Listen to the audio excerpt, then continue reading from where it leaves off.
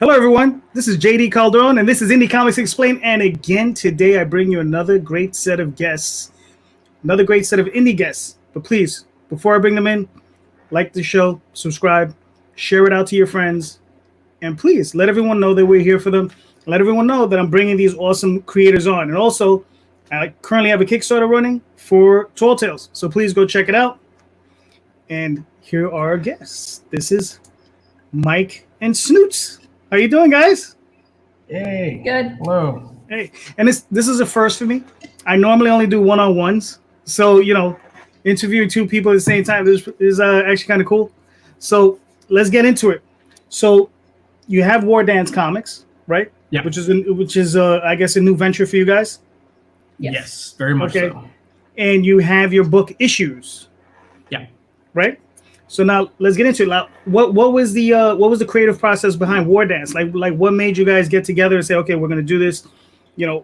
What are we looking to achieve?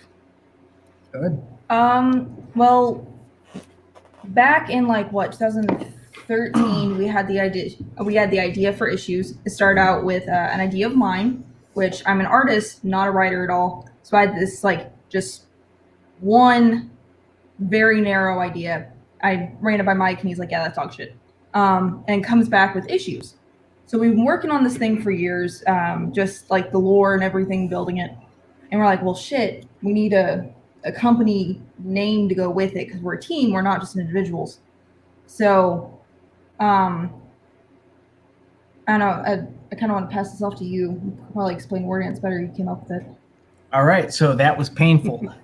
So she Wasn't that bad? She came up with an idea years ago. I have always been in comics. She's like, yeah, I had this idea for a comic, and it was supposed to be a web comic in the first place, and the idea itself was trash. And I pretty much just kind of laughed it off. Like, look, you're thinking more like as an artist, but more like picture by picture. You need to actually be able to give people a reason to care. So I was bullshitting with a buddy of mine, actually, two buddies. Both of them, we have characters based on them in the thing. And we were talking about it, and then we ended up getting in one of our many arguments, mostly about why I don't like Superman.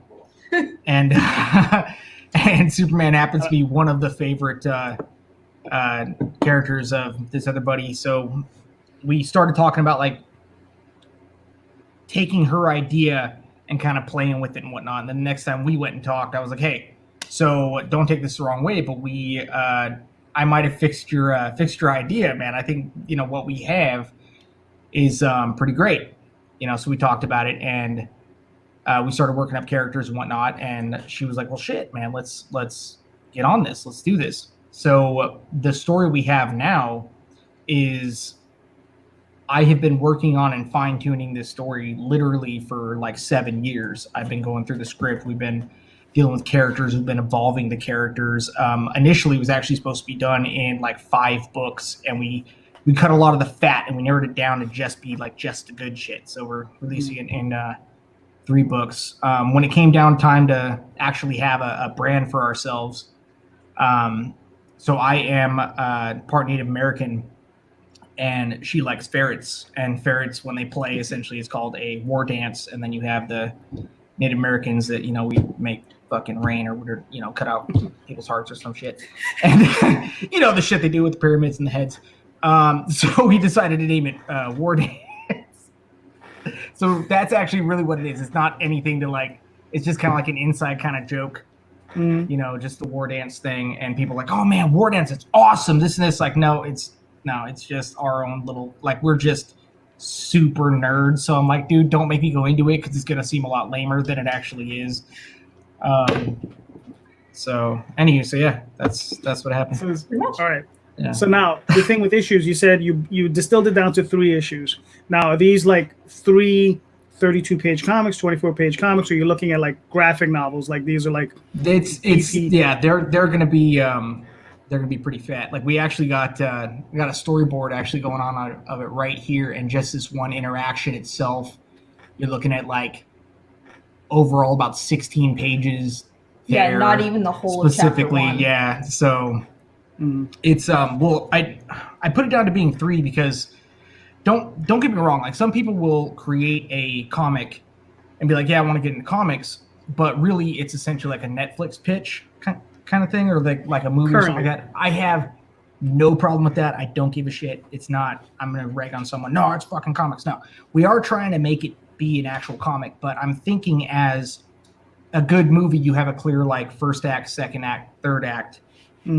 So my challenge was to actually make it be in those 3 issues. The first act where you have, you know, the introduction of the characters, so on and so forth. You play out the conflict and all that kind of stuff. In the second act and the third act, you actually have the main climax and everything like that, and that's where all the stakes, you know, are. But then with each book, I was trying to put in that it could be a standalone thing as well. So each book actually has its own story to it. So they are going to be longer than a normal, just kind of like even a 40 or 50 page. Yeah, because I don't want to diminish the story at all and just kind of limit us to like, yeah, it's just going to be a 32 page or whatever. It's going to be pretty fat, actually. A buddy of mine told me to look into Invincible. I had never read Invincible, and I know I'm an asshole for that, but I never read Invincible, and he was like, hey, just in case, so people don't think you're biting off of this or whatever, read that, make sure you're not doing that. And same thing like with the boys and whatnot, because we have the character Patriot, like did he kill his team or whatever. And rest assured, we're not biting off any of that. It has nothing to do with any of that. Like even conceptually, like our first draft of Patriot, we're like checking all the other American-esque heroes, making sure they don't look alike. We're not ripping off at anyone. Yeah. And we even looked at Homelander and looked at our guy and we're like, is this similar? We'll change it anyway. Yeah, we actually had an initial design that actually ended up looking a lot like Homelander in the show, not in the book, but in the show. But point being, the Invincible got released in these compendiums where it's like the 3 big fat things. And I'm thinking when ours is done, all 3 of them together will end up being like one of those big fat things. That's my estimation with the story we really want to do. It'll be massive. Yeah, there's a lot planned out for it, and I'm super excited to actually finally be, after 7 years, finally be really doing this. No, that's really awesome. Now this one's for Snoots. So you're the artist, yes, right? So, now what type of schedule do you have for yourself? What type of what's your timeline looking like? We had a few setbacks in production. We were wanting to have like a few pages lined out for the Indiegogo, and we just got set back. But we still have a good production line. Over the past 7 years, I've grown a lot as an artist. Thumbnailing used to be the biggest pain in my ass, trying to communicate with the writer, trying to understand what his vision is. And then going back and forth between the drafts. So we've definitely come a long way there. So when I do start nailing out pages, it'll probably be 6-7 months, hopefully. It depends. We're a lot faster now. So all right. Yeah. So we ended up having to come back to square one a couple times for a couple different reasons. Mostly because in the comic industry right now, you have professionally what I would like to call assholes. And they're making a bad name for certain things, and they started bringing in like certain types of lighting, certain types of art, and so on and so forth, where people look at that immediately, even if it is a good book, they'll look at something that looks like that and go, no, that's SJW fucking nonsense, and they don't want to deal with it. When we did our story in the first place, our initial art was going in one direction, and then it ended up getting taken over by assholes. And we go, well, let's kind of tweak this a little bit. We actually had one where our main character, she's supposed to go into it in the first book being very immature, and she would have this like kind of inside her head, this like little chibi version of herself that would react to certain things and kind of show like what she was actually going through. And on the outside, you see she's like kind of keeping her shit together, but this little thing's raging out or whatever. And now that went out the window. So there's a lot of things we ended up having to change, a lot of the art style itself. And then like as the years progressed, we found out that just for efficiency purposes, my style is more of a manga style. So we were wanting to shy away from that to begin with, because a lot of unprofessional artists were doing that. But we've seen a lot more independent comics come in with a manga American style. So we're like, well, fuck it, why not? It's faster for her anyway, for me. Yeah. And so we originally started with a little more realistic style. Now we're getting a little more casual with it. And casual. I'm getting more towards a cartoony manga style, and that's really knocking things out. So it just, over the past 7 years, we've evolved a lot. Not cartoony. Not cartoon. Okay, let's real quick. We talked about it, and I was like, hey man, like your art is actually getting really good. I want to see it. Do this, blast it out in your style, and let me see what it's going to look like with our characters, where we've developed it now. Because I had actually just gotten done reading, what is it? Common America? Yeah. Yeah. And that's it's a parody. It's very like manga style or manga, whatever the fuck.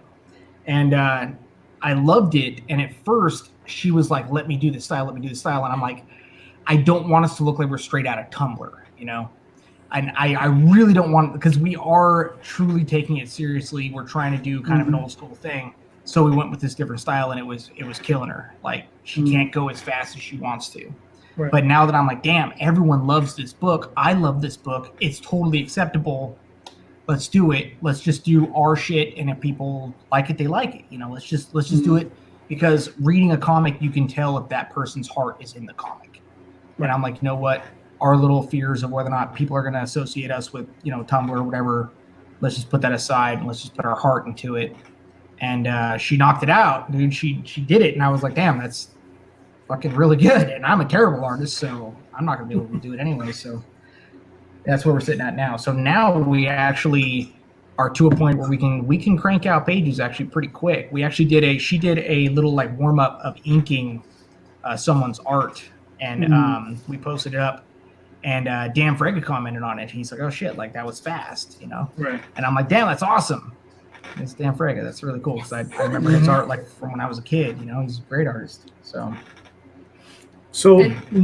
Mike, when you break, like, now when you're working on the scripts, what type of style of script are you working on? Because I know you guys are a team, so you're working very closely with one another.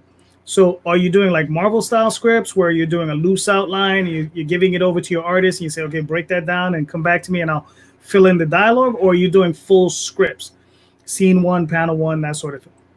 Yeah. Okay, so definitely not the Marvel style. So I'm super anal, but I'm not like that. I'm overbearing and controlling in that sense. It's just very much I'm obsessed with flow. Like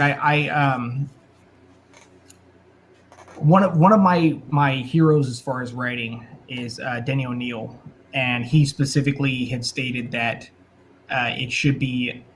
it's a language that's spoken, like a dual language of word and print, that is spoken with the artist and the writer.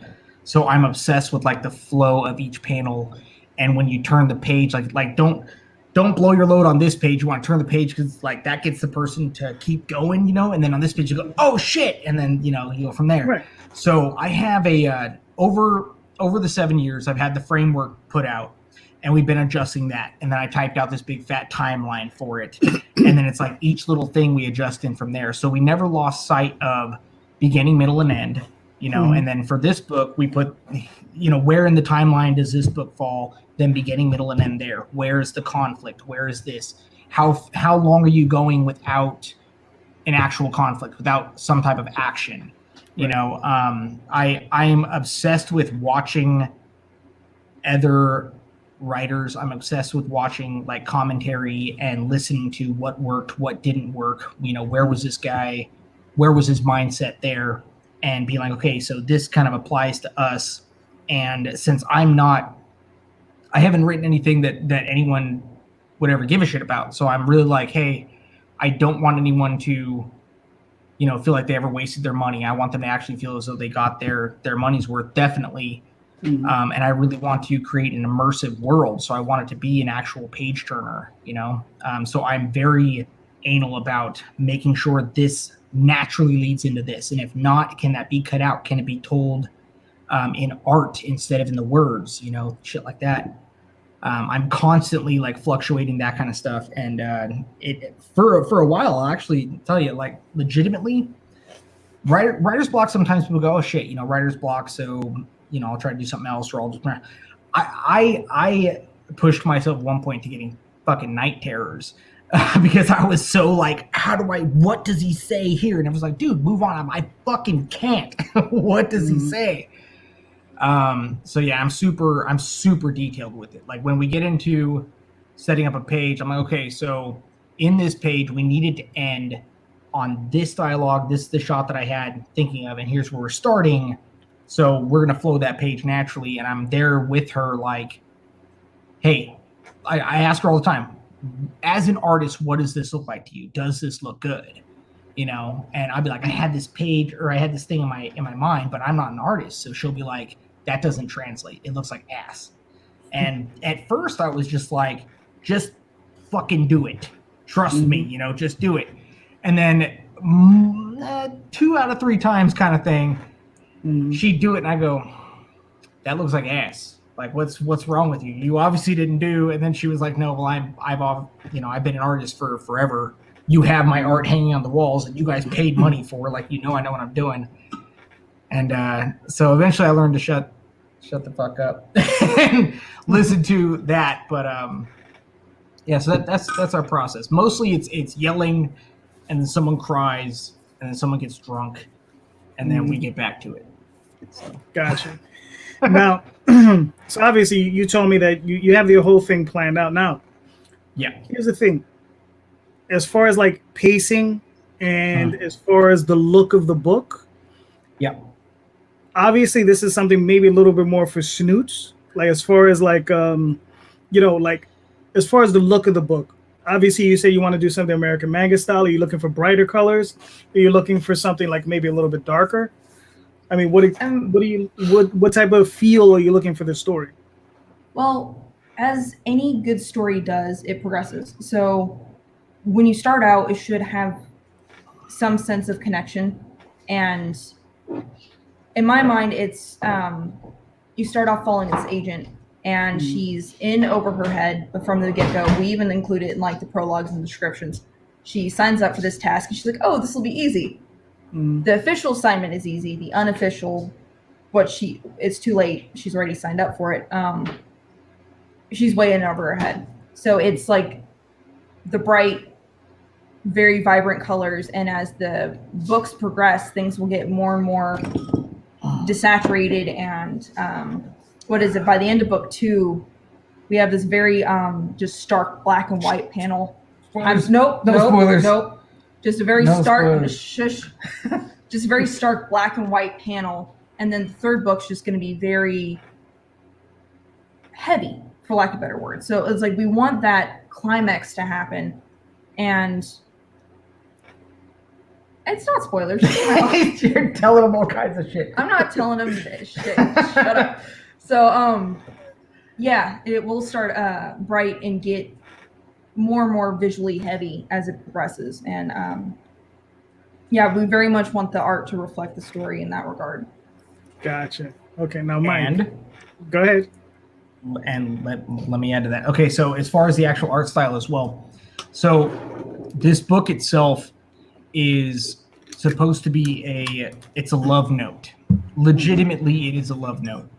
I don't actually have a less lame way to say that, but it's a love note to classic heroes, right? So each one of our heroes is based on a specific archetype.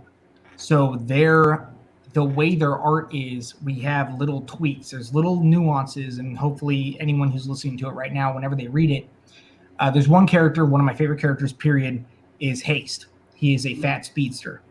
And he is based on one of the greatest people I've ever met, one of my best friends ever. His name is Chris Meadows. If he's listening, hopefully he is. If not, whatever.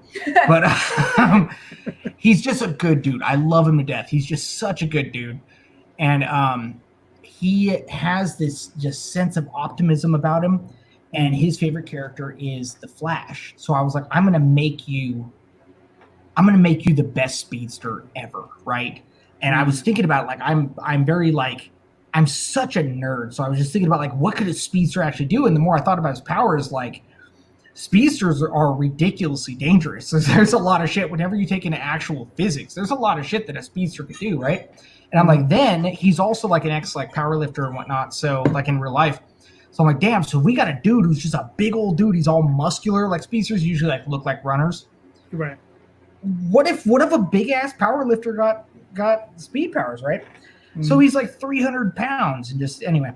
So I wanted to do that optimistic, like the, Silver Age and the Golden Age kind of heroes, So, and he's such a dork. In real life, he's a very punny dude. He's very much like a young Santa Claus type of thing. It's the best way to explain him. Just great dude. And he'll just sit there and laugh and whatnot, big old belly laughs, right? And so I wanted his character, when you first see him, to be like doing that, hands on the hips and like, fear not, big old stupid shit-eating grin, And so his art, I want to kind of tweak to reflect that. Like, all of his panels are like a little brighter, a little bit kind of old school. When he smiles, his eyes almost totally shut, that kind of thing. His mouth is all shiny, I think on the cover I even added like the little that little twinkle. Yeah, he's got a little thing on his panel. Same thing with like Patriot, who's even older, the old school Superman kind of a thing, right? Mm-hmm. But then you have Standard, who's our hardware hero. So all of his stuff is like, his style of shading is a little different. It's way darker, way more like a noir kind of a thing, where things are very blacked out. So in each character kind of has a little bit more of a nuanced art style for their era that they are supposed to represent, right? As the story goes, that melds, because they're supposed to essentially be they're in a world where it's been outlawed that superheroes were allowed to have teams, essentially. And now they're finally allowed to have a team again. And this is that team. And everyone essentially has just been working with themselves. They're kind of washed up a little bit because they've been at it for a little too long. All the current superheroes suck. And everyone's like, they're a great superhero, but they're kind of a shitty person, I guess you could say. So they don't really work well together. So they have to kind of like learn how to really work well together. So as that goes, the art actually kind of melds together. So towards the end, it reflects what's actually going on. Even the pacing with the panels, we have it to where I wanted it to be where, like, how Gotham City is like its own character almost, right? So our city, you have some of these shots where let's just draw a really good, awesome looking city and really show that and let it breathe, show the air, have it bright, and then blimps. Yeah, there's blimps. I wanted to put blimps in there. Because I have a just this thing in my memory of like watching like Batman the Animated Series for the first time, and I was like, they have fucking blimps. Why don't they have blimps anymore? And apparently it's because hydrogen is super explosive and helium super expensive. So anyway, you fucked me up. But yeah, good so partner always does that. What's that? The good partner always does that. Fucks you up. Go ahead. Yeah. Oh man, I was strangled sometime. I can't say that though because I'll get fucking Me Too, but I won't get Me Too.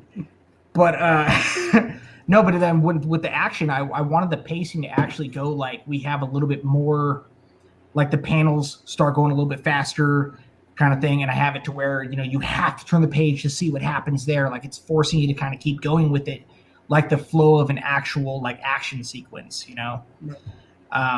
So the art itself it took us a long time to develop exactly what style we really wanted to go with, but also like the style of like the page layout, how we want that to be. Do we want one panel to, does this guy's head poke into this panel too to kind of bleed into it? Or do we want it just super sterilized, cut off? Do we want gutters? Like what looks the best? 9-panel grid thing. Yeah. It took a while to do that. And we did away with it because it's just like, for this story, it doesn't fit. There's too many, like, there's a lot of things going on in the background as well. Like, we have jokes littered throughout the entire friggin' series. And a lot of them are just like in the background. Like if you pay attention, there's little shit going on. You can't do that on a 9x9 grid because there's only so much you can do with those panels. Yeah, there's a lot of thought. Like I want it to be where someone can read it through and be like, yeah, that was pretty good. But if someone goes, hey, did you catch that he did this and this is referencing whatever. So I'm a giant dork. Like I'm really hard to watch a movie with because I'll go, ooh, did you see what he did there? Because this and this, and I'll pause it and all that kind of shit. And see that. I was actually watching Aquaman with my kid, and she got really mad at me because I kept pausing it because it's objectively it is a terrible movie, and I was like for so many reasons. But and our PR guy is probably watching us right now, and he's gonna get all pissed off about it because he loved it. He was like, "Oh, this is Hamlet," and I'm like, "No, you're an idiot." Don't go that far. If he's listening, Jags, I love you. You're a good dude. He is a good dude, but he's just wrong about Aquaman. Gotcha. But so because it is a love note, I want to put in so many things from really good. Like it's not. I don't want to be the next Alan Moore or Frank Miller or anything like that.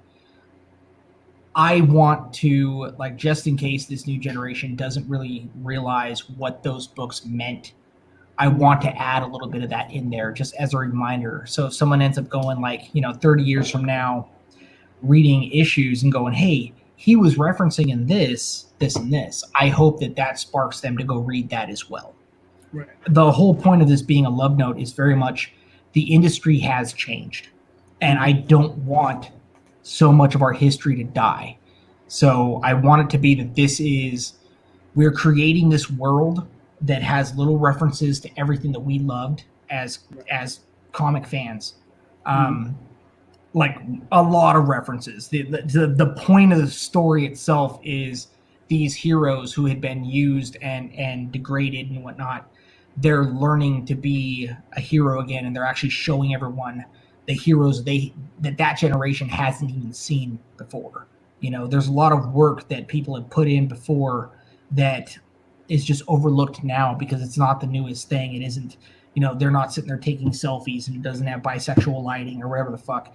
And there's a lot of shit that they're actually, like, if you're not just being full of shit about it, you actually are a comic fan, there's things that you need to read. There's things you need to know, and don't change it because it pisses you off now. Like at the time, this was a real thing. Like this meant something. V for Vendetta meant something. Whether or not Alan Moore's a complete friggin' lunatic now it doesn't matter. It meant something. It was passionate. There was a passion behind it. Dark Knight Returns. It's one of my favorite stories ever. I love the old cantankerous Bat and just the scene where he's like, "You're never done with me," kind of shit. Like that is the heart of Batman. He would never float off and marry Catwoman and just let Gotham City burn. Like the heart of Batman is that he is Batman. There really isn't any Bruce Wayne anymore. Like that is the mask. And so our Hardware character is like, we make it such a joke because it's supposed to be lighthearted. I'm not doing it to truly offend anyone. If they do get offended, go fuck yourself. But like we make it a joke where like he never takes off his armor, he never takes off his mask, and it's just like to his own detriment. Like everything there it's a big parody. It's to everyone's detriment. Like he may always be right, but everyone is begrudging to admit it. He's such an asshole about it. Yeah, exactly. Like Batman's always right kind of thing. But he's also kind of a total dickhead, so that's this guy too. He's a super narcissist. He's always right, but you really want to hate him, and you should. Like, I'm not trying to make it be like, yeah, I'm smarter than everyone. No, he's an asshole. By all means, don't like this character. Anyway, right. Go ahead. So that's cool. So actually, let's take it back a little bit. We've talked about your book for a little while. Let's take it back because usually this went reversed. Usually I talk about the book second, and what we're gonna do now is usually what I talk about first. So. Okay. Let's find out a little bit about Mike and Snoots. Let's start with you, Mike. Now, what was the book that got you started off at that age? We all know that age, right? Where we find that book. It's not necessarily the first book you read, but what's that book that you read that you said, yeah, this is it? This is the book that makes me want to do this thing. Okay. Mine actually was the first comic that I can remember reading. So I was a kid. obviously, and it was just kind of a shit time in my life, right? And Spawn was just created, and I got a hold of Spawn, and remembering the cover, I think it actually was issue 1, and I remember reading it being like, this is so vastly different from a lot of things that I've seen before. You know, he wasn't the normal like but we were also kind of coming out of a dark time in comics. You also had like Judge Dredd and shit like that too. So there was like it was kind of familiar, but this was just a cool, gritty that character, right?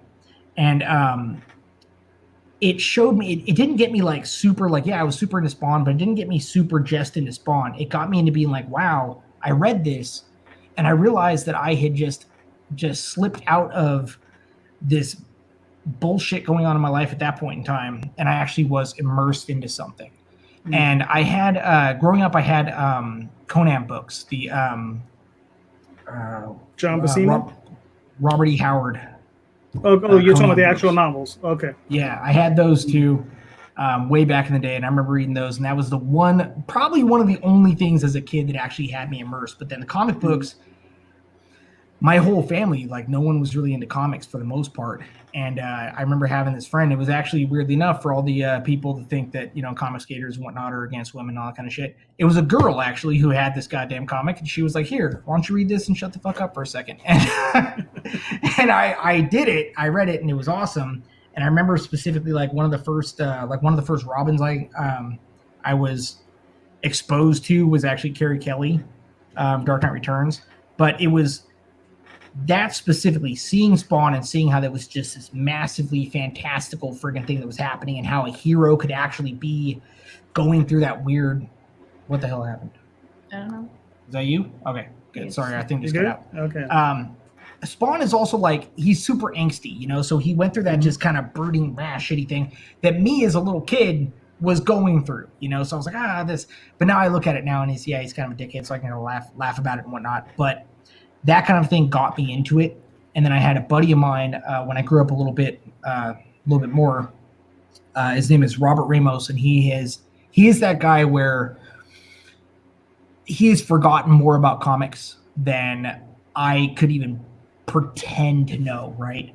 And he was in a shit time in his life as well. And I remember going over to his house, and he busted out with all these, like, I had never gotten into Marvel before that. And he busted out all this stuff, and he was explaining to me, the difference between Marvel heroes and DC heroes and this, and so on and so forth.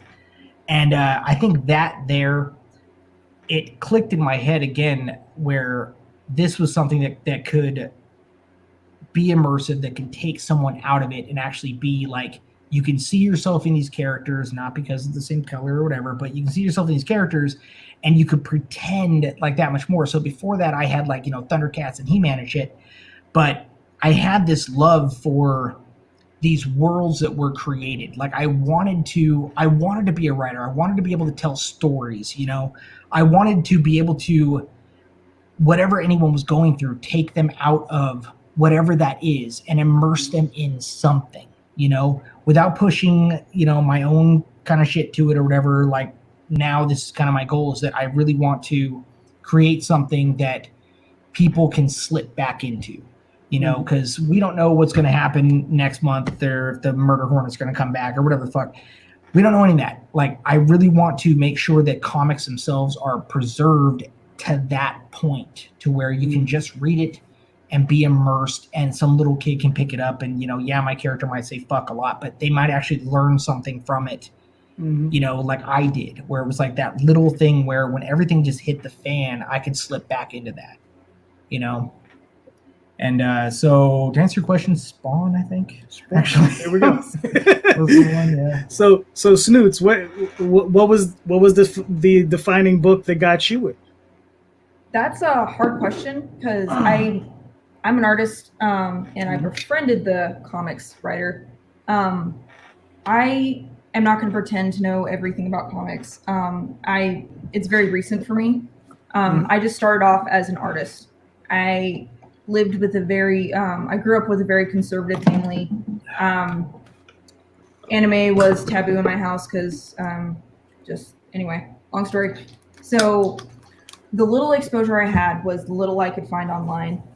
And so I ended up falling in love with a lot of the lore. I didn't really read a lot of the books, but I fell in love with like Catwoman and her evolution, and side characters like Harley Quinn. I thought that was a brilliant side character, and I ended up playing the Jack and Daxter series a lot as a kid. So how he was talking about Spawn being his escape.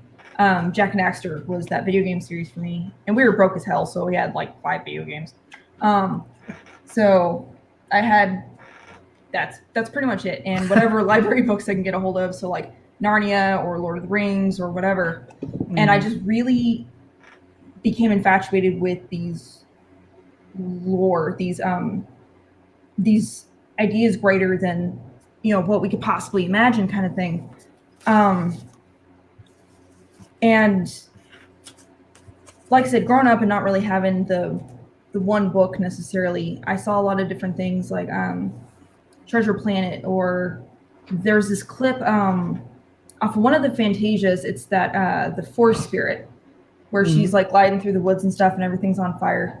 That animation I fucking loved. So just seeing glimpses like that, and then getting older and being able to actually sit down and watch this anime that I was never allowed to watch or whatever, I really appreciated that art. And then I'd look at comics, and at the time I saw a lot of the lesser work of Robert Liefeld. Like he does a lot of good shit, but he's known for his botched jobs. So like I can understand, for a man with everything on his plate, he's like, fuck you, I've got too much to do. Yeah. I'm not editing that. That's what you get. It's like, well, his back's broken in 3 spots, and he's like, well, fuck you, I have 5 other jobs to do.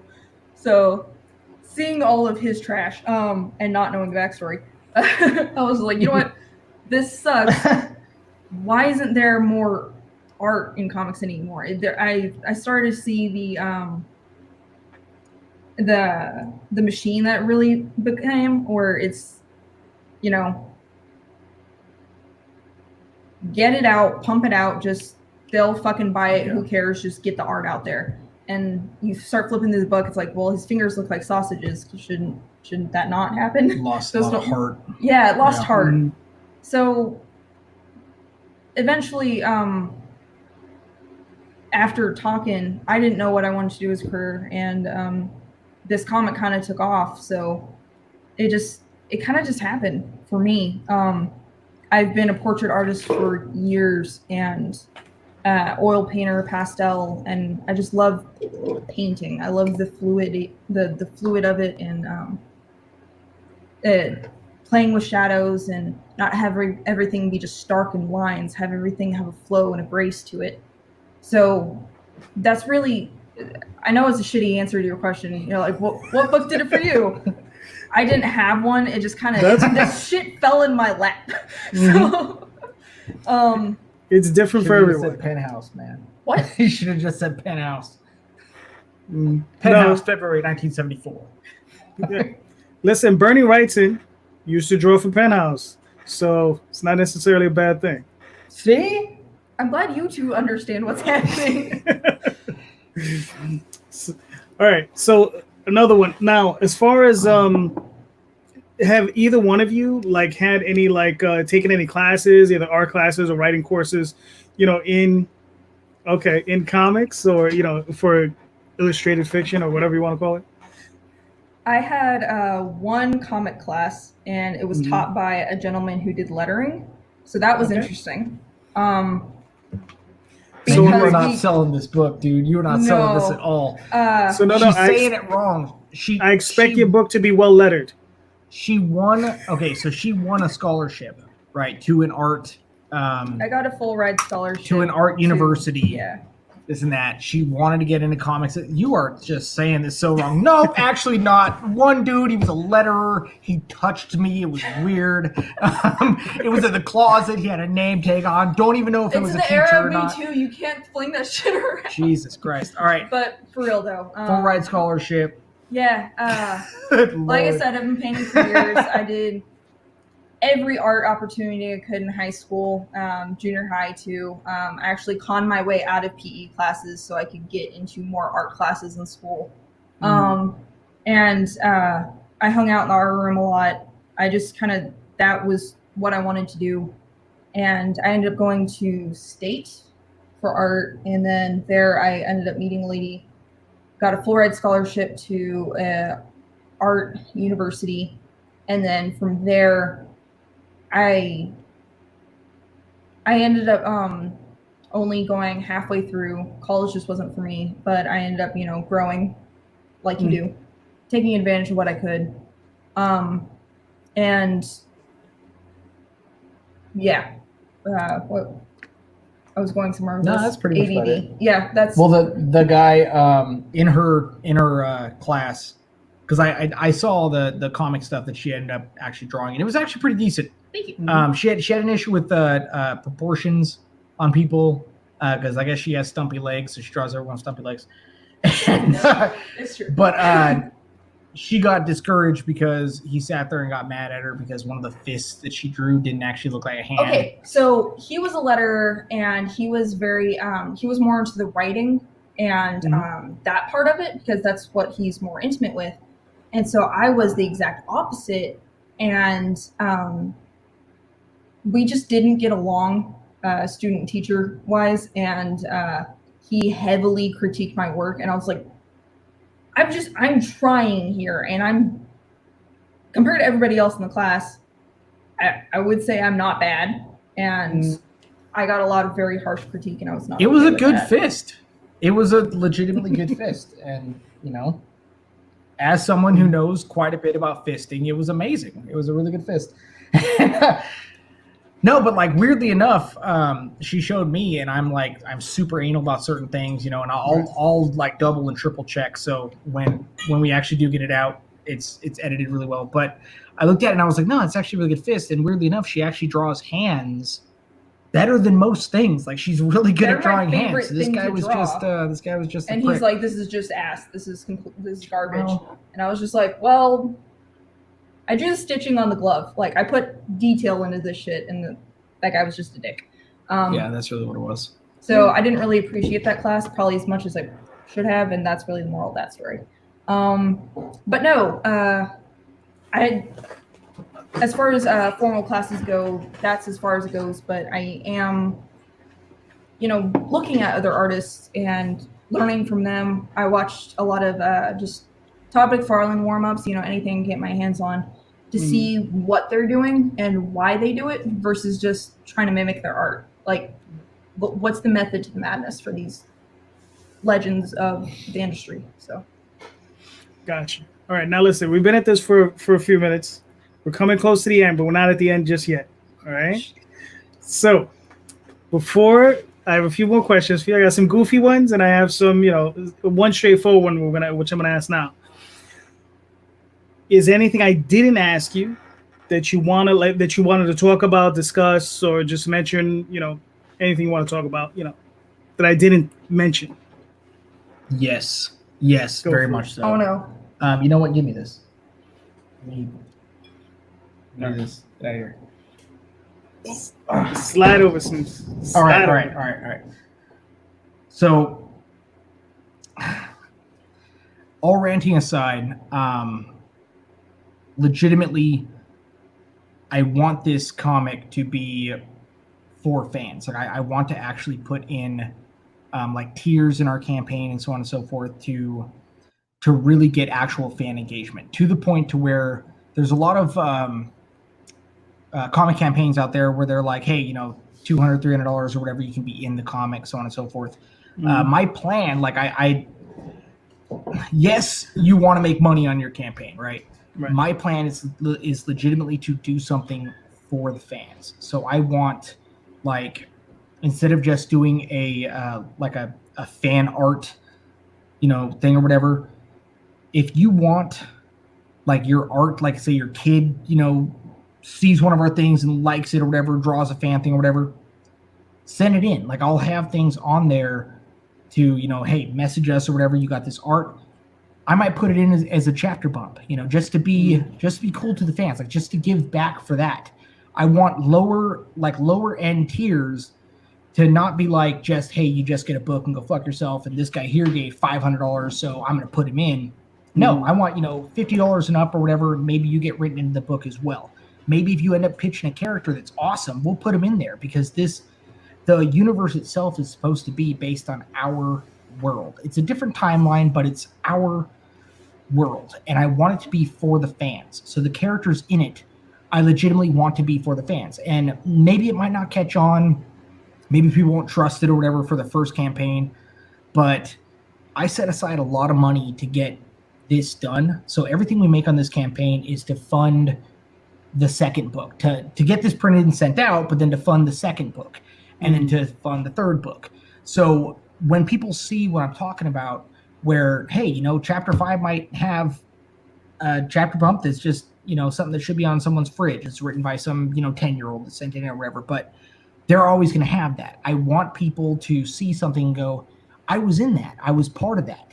Maybe one of their characters gets in a fight or whatever, and a building almost falls on them and someone drags him out of the way. You might be that guy. Like, I want to put that in there, because when we first started this, in all honesty, this is a God's honest truth, I pictured us being at like a Comic-Con or something like that, and we'd be sitting in a booth and have some kid like, hey, he, it happened to me actually. He couldn't afford, the signatures on the thing or whatever, but he came up and he was like, hey, I pledged your thing. I could only afford the $15 or whatever. And in my head, I was just like, you know what? Have a seat. Sit down with us. You know what? You sign the next one. Fuck it. Like, sit down with us, bullshit with us. Like, where are you coming from? I kind of pictured myself as being that little kid again, being that comic fan again. Mm-hmm. And yeah, I want to be able to support myself. So yeah, I want to make money on it as well. But I want this to be an immersive experience again for fans. So I want to really have like lower end tiers of get written into the comic, pitch a character, have your character in there. It may not be just you're in there in one panel. Maybe I'll use you in both books, 3 books, fuck it. Maybe you'll come back for a Christmas special. I don't care, That is legitimately, wholeheartedly, like, that's a promise that I have. I really want to put that in there. I think that's going to set us apart, because in all honesty, there's a lot of, in the indie comics world right now, dude, Chuck Dixon is in the friggin', I can't outright Chuck Dixon. Are you insane? Like, we have Dan Fraga, Ethan, Gary Shipman. Dude, I love Gary Shipman's art. we can't outdraw them. So we're not trying to outdo everyone. I want to give people that place that they can escape into. I want them to be able to see themselves, all politics and all bullshit aside, see yourself in a universe again. See these characters. Realize that I'm trying to bring these characters back, that you can see what a hero looks like, and maybe I'll put you in the next book too, and you can be a hero too. That kind of shit. Like, I really want to do that. Just because, like, what is it doing for us? We're already going to draw the character. What does it matter if it looks like you or just someone we made up? We're already going to draw them. Why not? Why not put you in there? Why not, like, hey, if you got a joke, it's better than my joke because I suck at comedy. Pitch it. We'll put it in. Fuck it. I'll credit you on the bottom of the page. I don't give a shit. I really want to do that because, like, I haven't seen anyone do that yet. And when I was a kid, I would have really liked that. And that's legitimately, like, I have a real story here, and I truly feel it will take off. But in the meantime, even if we do end up being essentially the Tommy Wiseau of independent comics, I really want to have people like, and there's a true possibility of that happening, but I really want people to be like, hey, you know what? That little picture there that guy picks up and puts in his pocket or whatever, that's my kid's drawing. And that hero that put it in his pocket, he kept it and he brought it out in the 3rd book. Isn't that wild? Like, that kind of shit. Like, I want to put that in there, and I'm anal enough to do that. So, all right, that sounds good. That sounds good. All right, cool. Here's this guy. Thank you. All right, Snoots, you got anything? No, he's the writer. He pretty much covered it all.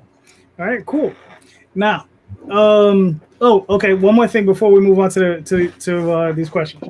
All right, so now let everybody know, where can they see your work? Where can they reach out to you guys? That sort of thing. Your social media. How can the fans get in touch with you? War Dance Comics. We're on Facebook, Instagram, and Twitter, and Redbubble. But yeah, we've got our Facebook page. We're in charge of. We got a PR guy that does the other shit, kind of. So yeah, Facebook, War Dance Comics, you'll find us. I am. Twitter is cancer, so I actually hired a guy specifically to man a Twitter thing for us.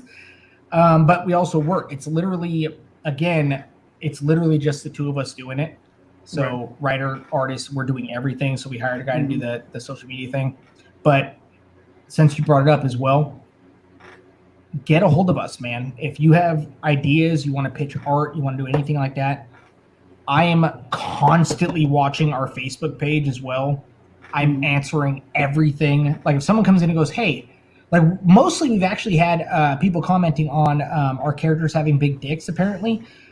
Weirdly enough, honest to God, that's actually the very first. I was like, man, we got our first fan comments. Awesome. He's like, this guy's translation. Yeah, it was in a different language, and he was like, this guy's dick is huge. And I'm like, yeah, dude. Do you want some little bullshit soy boy saving your life? No, you want the big swinging cock with the cape. That's what you want. I'm bringing it back. But no, message us, friend me on Facebook. I don't give a shit. Pitch me your stuff. I'll put you in there. Answer questions. This is if you're hearing this book is for you. I want to know what you want to see. Let us put it in there, man. And you can find us on Facebook, and we'll be posting all of our campaign stuff on all the medias. But if you want to find us and get a hold of us, Facebook. As far as the book itself, War Dance Comics. Yeah, we're going to we're doing our campaign. We're actually launching it very soon, in a couple of days. Actually, we're just waiting for a trailer to get made for it right now. A little quick introduction trailer. That's going to be on Indiegogo, and I'm making a lot of the like really super kick-ass tiers very affordable because I really want people to get in there on it. I really do. All right, cool. So now we're going to get on to some of these goofy questions I like to ask. All right, so now we'll start with you, Mike, and then we'll work over to Snoots, and then we'll go with Snoots, and then go over to Mike. Now, Mike, if you were given the golden ticket and you got the call up from the big companies, doesn't matter which one, Marvel, DC, Image, doesn't matter, and they said, Mike, pick and choose whatever character, book, team you want, who would you write? And other than Snoots, who would you get to draw it? Shit. Okay. That's terrible. Okay, so in all honesty, don't worry about it. Oh man, I would love to draw, or not to draw. I would love to write Ninja Turtles. If I'm not going to write my own stuff, because in all honesty, this story is like, this is what I love. I love Spawn, but I'm not going to be able to outdo, Todd, right? But Ninja Turtles, I think Ninja Turtles actually could. There's some really good stories that used to be there, and I think I can bring them back. I'm a huge Turtles dork. So if not Ninja Turtles, maybe Transformers, but I think Sins of the Wreckers and whatnot was really good, and I don't know if I can outdo that, even though they are IDW. They really nailed it on the Wreckers, and that's my jam. But Ninja Turtles I would love to do. As far as drawing it, crap. Okay, so again, Gary Shipman. I've actually recently been super dorking out on his work. If you haven't seen the Titan Mouse of Might, oh my God, it's Dark Knight Returns, but it's a mouse. It's the best. And when I was a kid, I actually wrote a comic called Ratman, and it totally looked like Titan Mouse of Might. So I actually even have the shirt for it and everything. Anyway, Gary Shipman, definitely.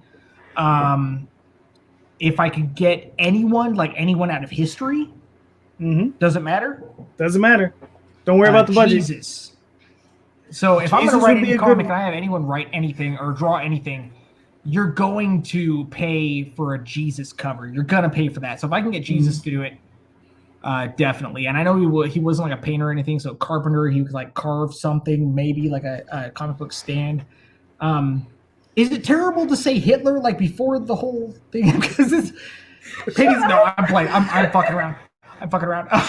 That was a joke. I don't want to get your thing canceled. But Gary Shipman definitely. Jesus, maybe. I don't know. We don't know. Dan Fraga, actually, again, I'm not trying to kiss ass or anything, but his art blows my mind. And he can definitely do those weird, like, perspective shots you would need for, like, a ninja.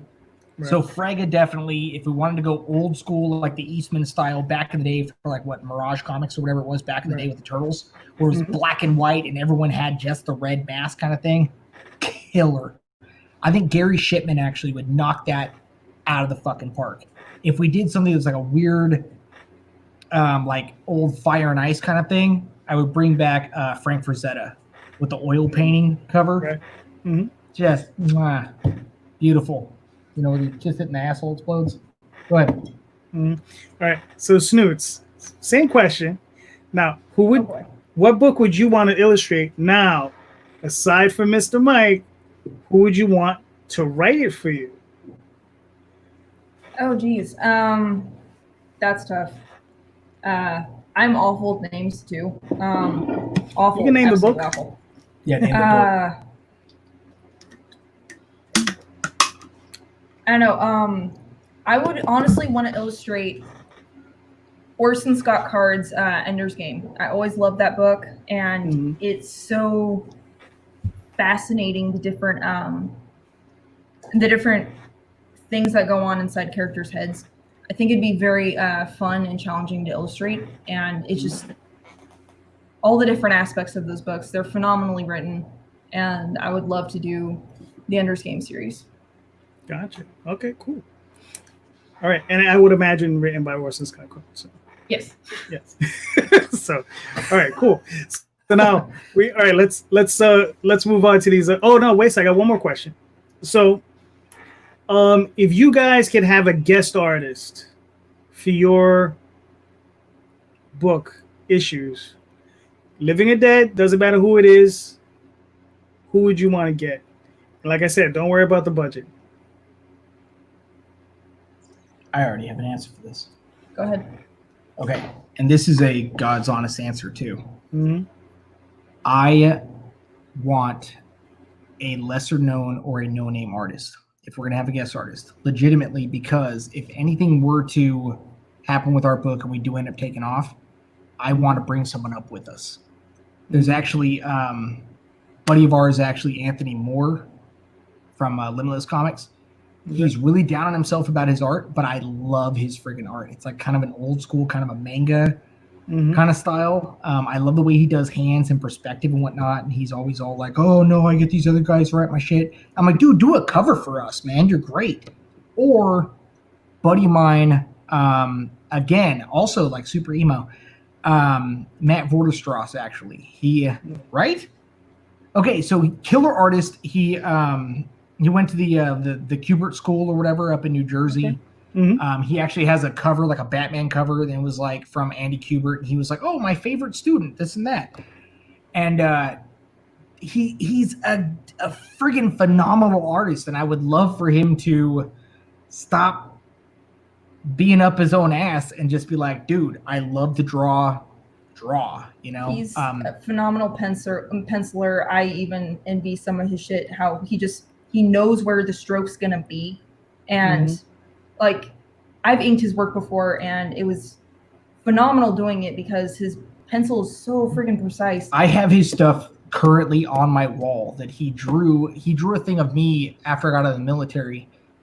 He drew a thing of me like from memory, and it's like spot on me. Like on, it's still my little avatar thing on YouTube, right?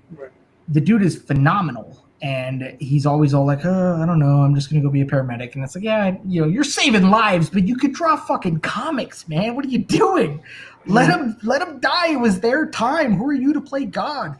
You know? But he's a phenomenal He's artist. Great. And I would love to see their names get out there, to be honest. So if anyone for me personally, I would have one of them. Definitely. All right, cool. Snoots, your turn. Agreed. Yeah. Our buddy Matt, I suck with names, and like I said earlier, I enjoy shadows and a flow to my art. And one thing I appreciate about a lot of manga is you will have the stupid little chibis and caricatures, and then it'll get really serious and really stoic and sharp. And Matt is phenomenal at that shit. I hate him a little bit for it because I can't and he can. So if we were to combined resources, it would definitely be yin yang thing as far as art. He's a phenomenal artist, and I'd love if we had him on the team. And honestly, if Anthony is listening to this right now, like, please, like, do a cover for us. Do something for us, man. That would be Damn it, amazing Anthony. because he's really good. He really is. People should check out his work. All right, so I'm gonna do now this next set of questions and comparatives. Okay, I'll softball you now. Well, see, I would say both of you answer Hold on. the same question, but you can enter. So we're gonna go Mike, then Snoots, and then back to Mike, and we'll go back and forth. Right? So we'll do this. So So Mike, you first. Captain America or Batman? Batman. Okay. Snoots, Godzilla or Gamera? Godzilla. Okay. Gamera flies with flames from his butt. What are you doing, man? Anyway. All right. Mike. Kirby or Ditko? Kirby. Okay. Oh yeah, and once in a while I'll ask why. Why? Okay. Is it something that I'm actually putting my name on as well? Personally, I would like to associate myself more so with Jack Kirby, and I think that it more so would be a selling point as well with the work. Mm-hmm. But who doesn't want to go down in history with Jack Kirby? Right? True. I mean, both of them are phenomenal. Anyway. Snoots. Go ahead. All right. Let's see. Manga or anime? There's a distinction. Shit. I would say anime because as an adult, I don't have time to sit down and read anymore. Mm-hmm. So I would have to say anime, sadly. And nothing bounces. Nothing bounces in manga. It used to be manga. I used to have to pirate shit, so I could only do manga. But now it's anime. I don't have time to sit down and read. That's life. So it goes. Mike, Byrne or Perez? It's an easy one. Perez. I have I think Byrne doesn't. There's only certain ways that a man can be drawn and a woman can be drawn. I think Perez actually has a little bit more of a field, I guess. Can draw a little bit more, I guess. Mm-hmm. I don't know. There's too many similarities, I think, in Byrne's work. Okay, fair enough.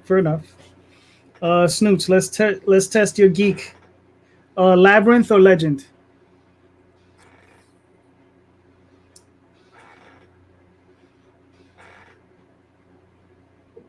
Really? Sorry. Really? Like Labyrinth or no Labyrinth, man? Oh, the David Bowie one. God, I'm a ditz and I have no idea. Labyrinth, the game with the little marble on the thing.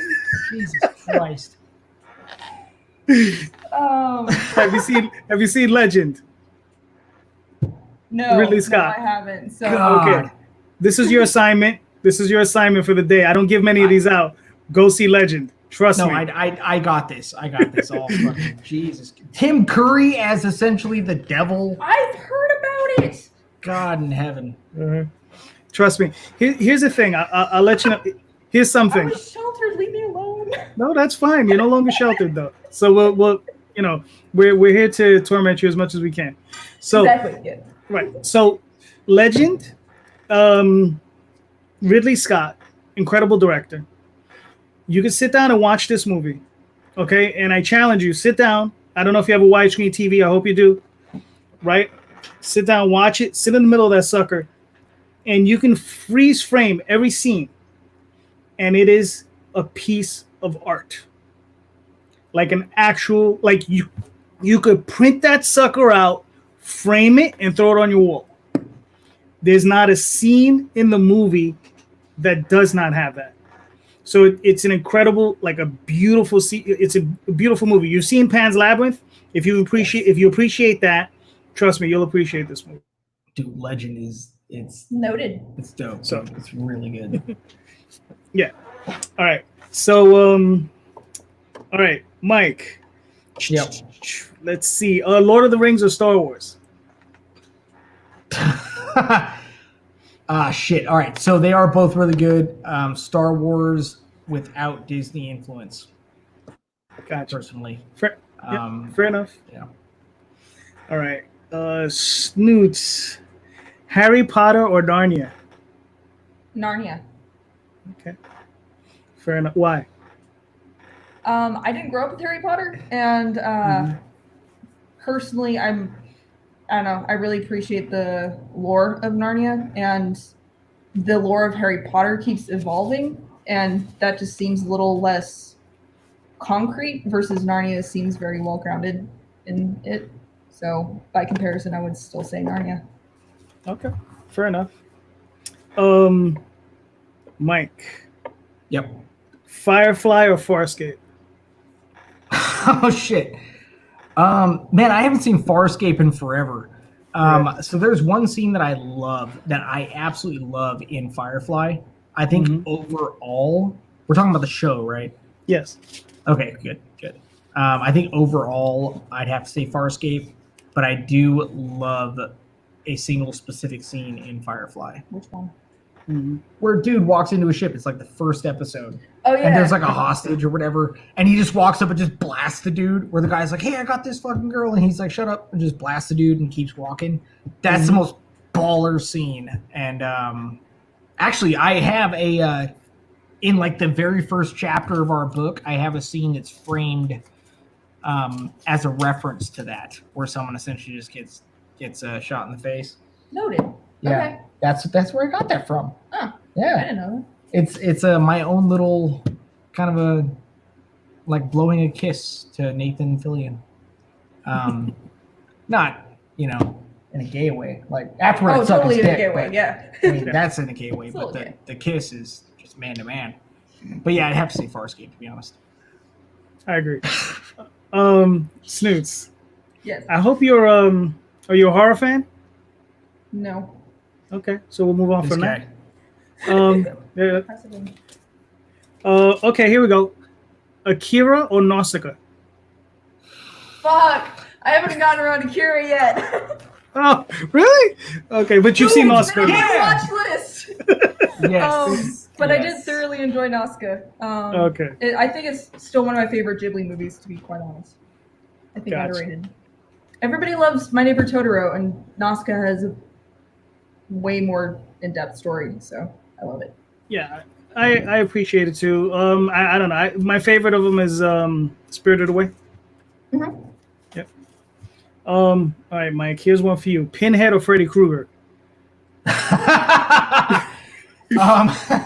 Okay, I love the Hellraiser lore. I love the lore, especially when you go into the comics. But overall, just pimpness, Freddy Krueger. Freddy Krueger's a pimp, and he's an awesome dude in real life. And Freddy all the way, absolutely. Gotcha. All right, Snoots. We're gonna test your geek again. Don Ready to Bluth. fail. Don Bluth and Chuck Jones. God damn it. Pass it on to Mike. Oh, He's no. the nerd. Like, I'm not even kidding you. We're so dead in the water, man. Most of our writing and like drawing and stuff, like he'll be throwing out all these references and it's really passionate. I'll be sitting there nodding and he's like, "Okay, Yeah. to get any of that?" I'm like, "No." She's like, "No, I have no idea." And he's She like, "Oh was- yeah." So there was this. Right. There's She was raised by hyper religious people, and Okay. she didn't get out of it until I moved her up here with us. Gotcha. So I'm still working on all the shit It's she just still needs to do. 18 years of shit I missed plus some. I started Right. catching up in college. Oh, Like I God. watched Pan's Labyrinth in college, and Pacific Rim.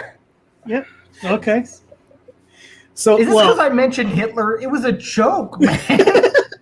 Why No, you take our whole thing just because I bring up? no, not at all. I mean, listen, it's not like we're talking about Mussolini, right? So, Yeah. well, do you know who Chuck Jones is? Yeah. Jesus Christ. Do you know who Chuck Jones is? Talking to me or her? No, Snoots. No? The name sounds familiar. I'm All right. awful with names. Bugs Bunny. Yes. Bugs Bunny. Okay, so if you know Bugs Bunny, and then do you know who Don Bluth is? No? Secret of Nim. You've never seen The Secret? Okay, so there's another one for you. No, there's another one for your list. Secret of Nim. Trust me. Go watch Secret of Nim. Okay, Yeah. real quick. How old were you when you watched Secret of Nim? I don't remember. When did it come out? Because whenever it came out, that's when I watched it. Forever. So Were you terrified as a kid? I probably. Oh Jesus! All right. I'm old. I was 35. No, I love Secret of Nim.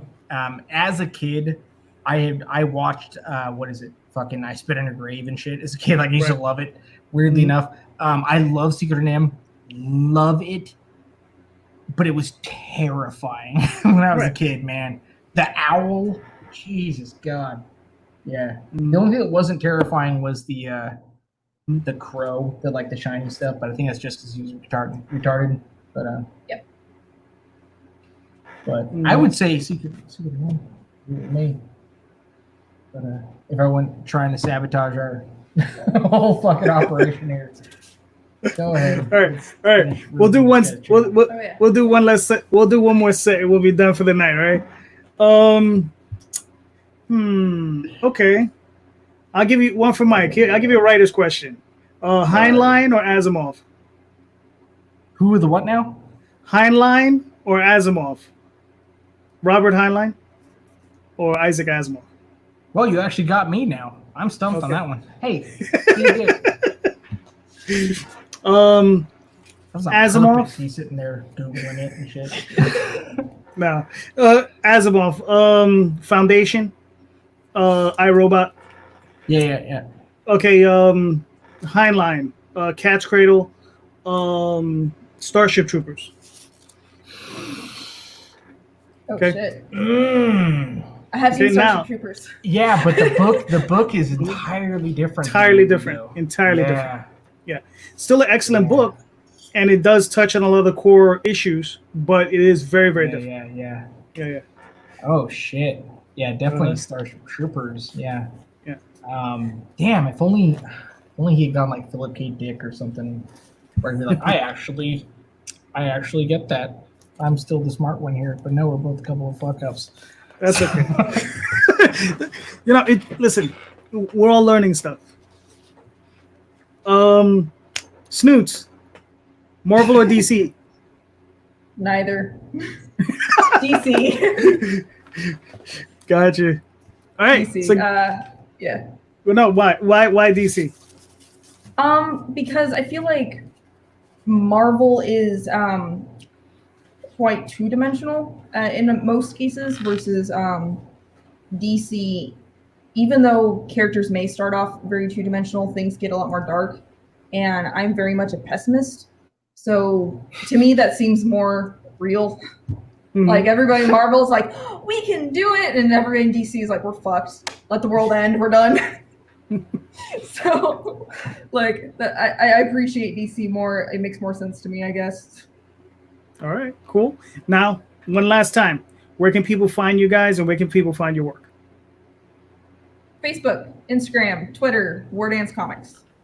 All right, so there you go. Thank you so much. We made it to the end, right? Wasn't too painful, was it? we tanked our entire project now. Thank you so much for that. I thought you were our friend. We're doing a love note to Indy Comics. What comics have you read? None. It's okay. No, he has. Yes. All right, thank you so much though for having us on. I hope we didn't totally destroy your channel with that hit. No, everything's gonna be fine. So thank you so much, guys. Thank you. So guys, please like, subscribe, hit the share button, and I'll be talking to you soon. I have someone great coming on soon. So thank you so much. Go check out Mike's book. Go check out Snoop's book. So when do you expect the Indiegogo to come up? 2 days, 3 days? By the end of the week? Couple days, yeah, like 3 days probably. So whenever we get this trailer going. All right, cool. Yeah. So please keep your eye out. The book's going to be awesome. Thank you so much, and I'll be talking to you all soon. Thank you. Thank you. Yep.